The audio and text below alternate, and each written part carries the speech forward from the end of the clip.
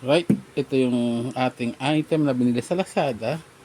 Ay, rather, Shopee yata to. Shopee na uh, traveling, ano ba tawag nyo dito? Bag? Maleta? Usong-uso ngayon ng maleta. So, bumili tayo ng maleta sa ating mga pagta-travel. So, itong item na to, kung sa mall nyo bibili, nasa 1,500 to 2,000. So, nakita namin which is 700 lang online. So, hindi natin alam kung magkaparehas ba yung quality, pero mukha naman silang parehas lang. Yung nga na, may pagdating dito, mayroong garlot ng konti. So, ayan. So, ito yung kanyang lock. Ang problema lang po sa mga lock na ganito, huwag nyong mababasa. Kasi kung minsan, di ba, nababasa yung mga maleta, pag bitbit, pag umulan, nabasa. So, nasisira agad kasi ito eh. Ito yung pinaka-old style. Kasi, so, kung makakaiwas kayo, pangit yung ganito. So, remember, kung gusto nyo change lock, ayan. So, nasa 00 siya una. Then, kung gusto nyo i-change lock, move nyo lang. Then, move nyo lang to upward, then change the number. Then, yun na yun. So, next natin, open natin sa loob. Ayan. Yung gano'n niya, maganda naman, functional. Pero buksan natin sa loob. Ika ha. Ayan. So, open. Right. So, yan. Oops, sorry. Kung makikita nyo naman, halos parehas lang din nga nung nabibili sa mall. Meron kang pinakaharang suspender na pwede mo ilagay yung mga damit. Dito, ipitin mo para hindi mo galaw. Then, yung pouch nya, ito, pwedeng mga toiletries nyo. Yan, mga importanteng document, pwede din dyan. Pero usually, pag important document, dapat nasa hand carry nyo, lagi nyong dala. Okay? So, ito naman, yung likod nya, yan, pwede din kayo maglagay dyan.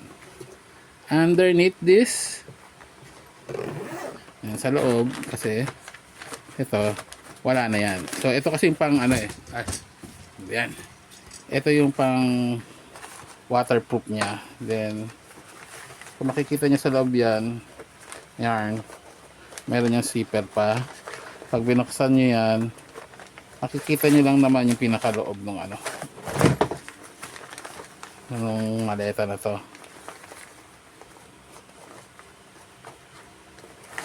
Teka, hindi ko makita yung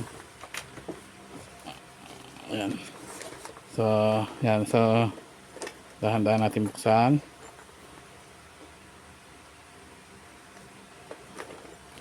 Para lang kung gusto nyo makita pinakaloob. So, dahan-dahanin nyo na buksan, baka masira yung yung zipper. Yan.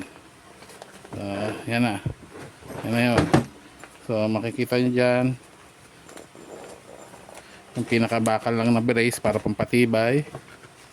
Yan. Yung pag-turnilyo, ang kabitan. Ito yung pinaka handle. So, nagre-retract sa loob nito. Yan. Yan lang naman. Ganun lang din naman sa kabila. Yung pinaka inner lining lang siya. So, sara lang natin. So, mukha naman siyang worth it. Ibig sabihin, half the price lumalabas eh. 700 to 1,500 to 1,600 ang mall. 1,500 to 2,000 ang mall. 700 to 800 lang to online. So, di ba? Laking tipid din. Yan. Ika po. Balik natin. Ginul natin eh. Yan. So, kung local ka lang o abroad, kahit pa paano, pwede naman siya. Yan. Balik natin.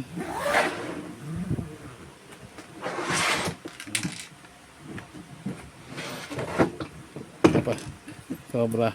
Napasobra eh. Oops, balik natin. Yan. Yan. Then, lock. Block. Yan. Yan. Yan. So, pag open, yun lang. Gusto nyong change, kunyari 1, angat mo lang to. Yan. Then, lagay nyo 1, 1, 1. Yan. Pero pag ginawa nyo na sila 0, 0 uli, hindi mo na siya mabubuksan. So, dahil pinilitan mo ng code, ginawang 1, 1, 1. Yan. So, balik uli natin. Kung gusto nyo balik sa 1, 1, angat mo dito. Change, 0, generic 0, 0. Yan. Pwede na uli. Yan. So, 0 sa ngayon. 0, 0 ang default. Binago nyo. Yan. Kahit na hindi mabubuksan, ibalik nyo sa 0, 0.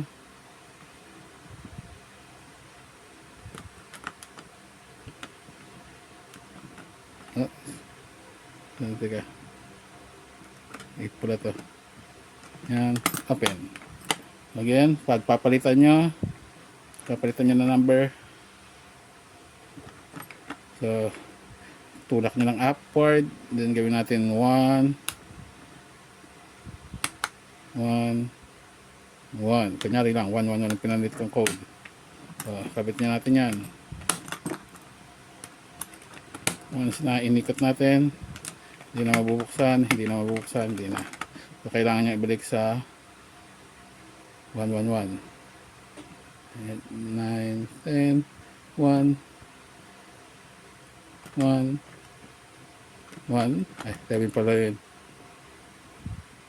Yan, okay, 1. So, kung balik natin sa default, 0, 0, 0. Ayan na. Usually 0, 0 pag mga bagong bili. Yan, lagay mo. Yan, okay. Yan.